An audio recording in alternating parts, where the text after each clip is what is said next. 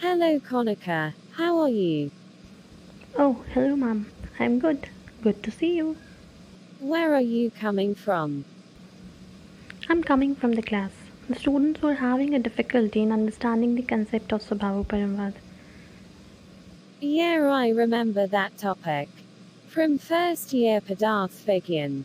These philosophies were always very difficult to understand. Why did Acharya Charaka add these philosophical topics in a textbook of medicines and treatment? No, ma'am, it is not so. You're not understanding it. Just wonder, अगर उन्हें दर्शन ही बताना था, philosophies ही बतानी थी, या वो किसी विशेष दर्शन के फॉलोअर थे या उसका मत मानते थे, तो वो हर दर्शन में से कुछ कुछ फिलॉसफीज को ही क्यों पिक करते? सिर्फ कुछ ही सिद्धांतों को क्यों पिक किया? कहीं वो सांख्य से सम्मत हैं, तो कहीं वो योग दर्शन की बात को लिखते हैं, तो कहीं पे वो किसी अन्य दर्शन को मानते हैं। तो उन्होंने जिन जिन सिद्धांतों को उठाया है वो किसी न किसी प्रयोजन से उठाया है, और इस शास्त्र का प्रयोजन तो चिकित्सा ही है, चिकित्सा से अलावा कुछ भी नहीं। तो जितने भी सिद्धांत उन्होंने उठाए हैं वो सब कहीं ना कहीं और ज़रूर किसी न किसी फॉर्म में चिकित्सा की ओर ही इंगित करते हैं। हमारे समझने में अभी थोड़ी कमी आ रही है, कोशिश करेंगे। You seem to have a point. There has to be a reason behind choosing specific philosophical concepts only. How about going to the cafeteria where you can explain me how can you say that it is not darshanik but part of chikitsa? Let's go. So how can we say that the concept of Swabhavaparama Vada is related to chikitsa? First of all, we need to understand that these are not just philosophies. Though they were a part of Darshan, Darshan Shastra has explained such concepts, but as per the prayojan or as per the motive, every point can have a different view. Here, the prayojan is chikitsa. So, whatever is written in the text, whatever is documented by the acharyas, is related to chikitsa.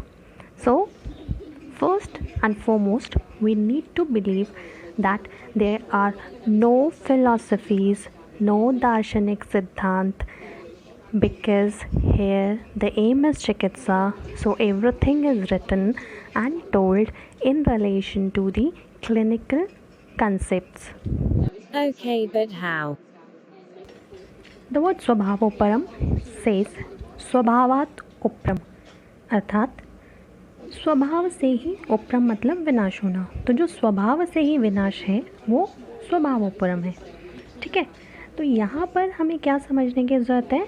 जिसके नाश में कोई कारण नहीं है, अर्थात कारण निरपेक्ष जो विनाश है उसको स्वभाव से ही विनाश होना या स्वभाव उपरम कहा गया है। प्रवृत्ति हेतुर्भावानां न निरोधे अस्ति कारणम केचित् तत्रपि मन्यन्ते हेतुम हेतुरवर्तनम, यानी जो भी भाव हैं, जो भी वस्तुएं हैं, उनकी प्रवृत्ति यानी कि उत्पत्ति में तो कारण होता है, मगर उनके निरोधे यानी विनाश में कोई कारण नहीं होता है। और वो कारण का ना होने पर भी एक अन्य मत से ऐसे मानते हैं कि कारण का ना होना ही वहाँ पर कारण है। ठीक है, तो यहाँ पर उत्पत्ति में हेतु की आवश्यकता है, परंतु विनाश जो है वो कारण की अपेक्षा नहीं करता है, वो बिना किसी कारण के स्वभाव से ही हो जाता है, स्वतः ही हो जाता है। Where is chikitsa?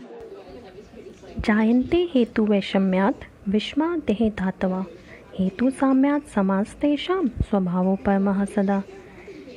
जायन्ते हेतु वैषम्याद यानी हेतुओं के विषम होने से जो देह की धातुएं हैं वो भी विषम हो जाती हैं, और हेतु को जब हम सम कर देते हैं तो विषम हुई हुई धातुएं स्वभाव से ही स्वतः समता को प्राप्त करती हैं। और धातु साम्य स्थापित करना ही तो चिकित्सा है। धातु साम्य स्थापित किए बिना कौन से चिकित्सा आयुर्वेद शास्त्र में वर्णित है? तो यहाँ पे दर्शन कहाँ है, फिलॉसफी कहाँ है? क्या ये चिकित्सा नहीं है? क्या ये चिकित्सा से रिलेटेड कंसेप्ट नहीं है? अगर हेतु विषम होंगे, निदान विषम होंगे, तो ऑटोमेटिकली धातुएं भी विषम उत्पन्न होंगी और विषम धातुओं के उत्पन्न होने से रोग उत्पत्ति होगी। और धातु अगर सम होगी तो ऑटोमेटिकली जो रोग है वो नहीं होगा और साम्य अवस्था ही तो हमारी आरोग्य की अवस्था है। तो यहाँ पे चिकित्सा नहीं है। Oh yes. Now jumping directly to चिकित्सा। What is चिकित्सा? अगर हम आचार्य चरक की बात करें तो वहाँ पे वो कहते हैं अपकर्षण, प्रकृति विघात, निदानोक्त भावानाम अनुपसेवनमिति। यानी अपकर्षण यानी कि दोषों को शोधन के द्वारा निकालना, प्रकृति विघात यानी उन सब भावों को, उन सब फैक्टर्स को कंट्रोल करना जिनकी वजह से वो व्याधि उत्पन्न हो सकती है। ठीक है। एंड नेक्स्ट क्या है? निदानोक्त भावानाम अनुपसेवनम, यानी निदान में जितने भी भावों को कहा गया है, यानी जो भी हेतु व्याधि कारक हैं उनका त्याग करना, उनका उपसेवन बंद कर देना। तो ये क्या है निदानोक्त भावानाम अनुपसेवनम? ठीक है, चरक को छोड़ते हैं, सुश्रुत की बात करते हैं। सुश्रुत क्या कहते हैं? संक्षिप्तः क्रिया योगो निदान परिवर्जनम वातादीनां प्रतिघाता प्रोक्तो विस्तरतः पुनः। यानी क्रिया योग यानी चिकित्सा क्या है? संक्षिप्तः क्रिया योगो, संक्षेप रूप में उन्होंने चिकित्सा क्या बोलिया? निदान परिवर्जनम। निदान परिवर्जन बहुत बहुत बहुत इम्पॉर्टेंट फैक्टर है। जब तक हम हेतु की सप्लाई नहीं रोकेंगे, हम दूसरे एंड पे जितनी भी चिकित्सा करते रहेंगे, ऑटोमेटिकली वो चिकित्सा कभी भी कंप्लीट चिकित्सा नहीं होगी, क्योंकि हेतु सप्लाई चेन से हमें और फैक्टर्स मिलते रहेंगे जो फर्दर विषम धातुओं की उत्पत्ति करते रहेंगे और वो विषम धातुएं पुनः पुनः व्याधि को उत्पन्न करेंगी। True. चिकित्सा के विषय में आचार्य चरक क्या बोलते हैं?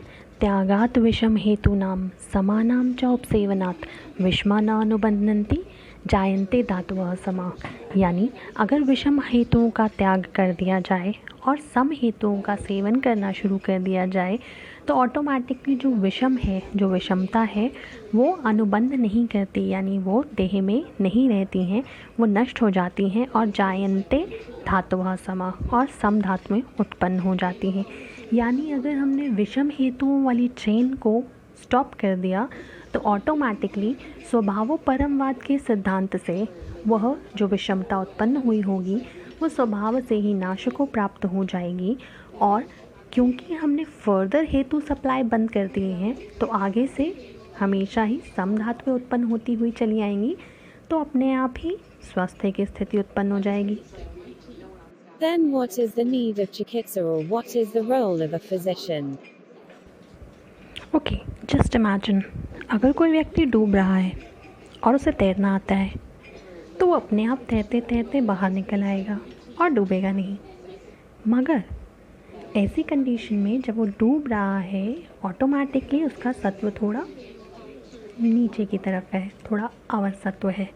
हो सकता है तैरना आते हुए भी वो तैर ना पाए, या फिर हो सकता है उसे तैरते तैरते बाहर आने में बहुत समय लग जाए।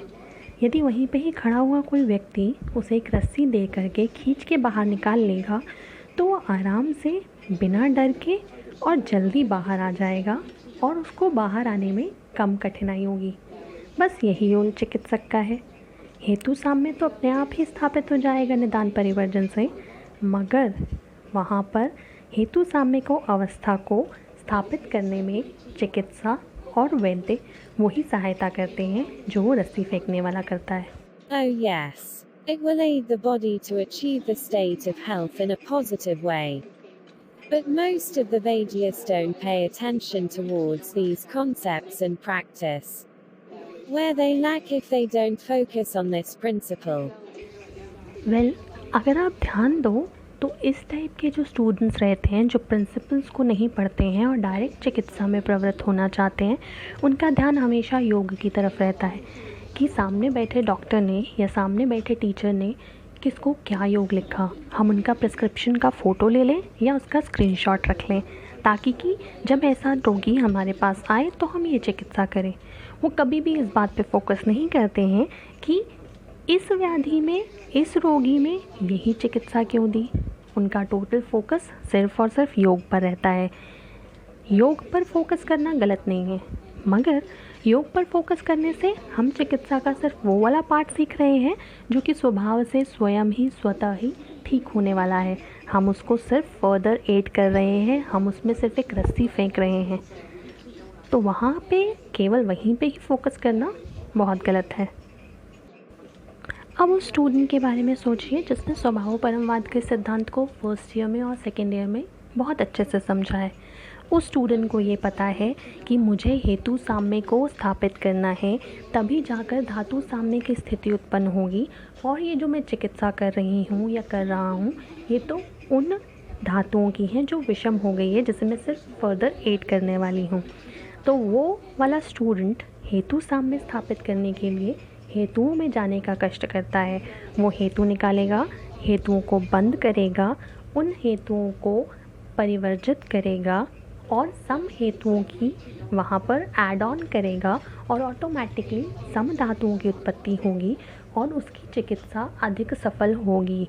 इसीलिए सिद्धांतों को पढ़ने के बाद ही चिकित्सा करनी चाहिए, वरना हम में और दूसरे चिकित्सक जो दूसरे साइंस के हैं उनमें कोई फ़र्क नहीं रह जाता। इसी का एक एग्जाम्पल लोक में से देखते हैं। लोकोपुरुष साम्य सिद्धांत के आधार पर आचार्य ने ये बोला है कि जो ब्रह्मांड में हो रहा है वही इस पिंड में अर्थात देह में होता है। अब इस लॉकडाउन को ले लीजिए। इस लॉकडाउन में क्या क्या चेंजेस हुए, क्या क्या नहीं हुए, वो हम बाद में डिस्कस करते हैं। मगर इस लॉकडाउन से पहले क्या सिचुएशन थी? एनवायरनमेंट में बहुत ज़्यादा पॉल्यूशन था। जितनी भी कोशिशें की गई, जितने भी उन्होंने मेजर्स लिए, उन्होंने कितने फ़िल्टर्स लगाने के बारे में सोचा, कितने एयर प्यूरीफायर्स के बारे में सोचा, मगर कोई भी पॉल्यूशन को कंट्रोल ही नहीं कर पाया। क्यों? क्योंकि वो विषम हुई धातुओं को ही सम करने में लगे थे। हेतुओं को तो किसी ने रोकने का कष्ट ही नहीं किया, हेतुओं को रोका ही नहीं, इसीलिए वो चिकित्सा कभी सफल ही नहीं हुई। Yes, hetu samya is important. And फिर बीच में ऑटोमेटिकली कारणवश ये लॉकडाउन की सिचुएशन आ गई। लॉकडाउन की सिचुएशन आने से क्या हुआ? ऑटोमेटिकली सब लोग घर में बंद हो गए। घर में बंद होने से क्या हुआ? वो जो विषम हेतु थे, उन हेतुओं की चेन जो थी वो रुक गई। वहाँ से पॉल्यूटेंट्स बंद हो गए। इंडस्ट्रीज़ के पॉल्यूटेंट्स, व्हीकल्स के पॉल्यूटेंट्स, सब प्रकार के पॉल्यूटेंट्स अपने आप ही स्टॉप हो गए। वो हेतुओं का चेन टूटते ही जो विषम धातुएं थी, जो विषमता हमारे एनवायरनमेंट में थी, वो स्वभाव परमवाद के सिद्धांत से फिर से ही समता में कन्वर्ट हो गई। तो स्वभाव परमवाद का सिद्धांत है तो important. Amazing. Okay, ma'am, I must leave. I have another class and it's too late. Yes, I can understand. Thank you so much.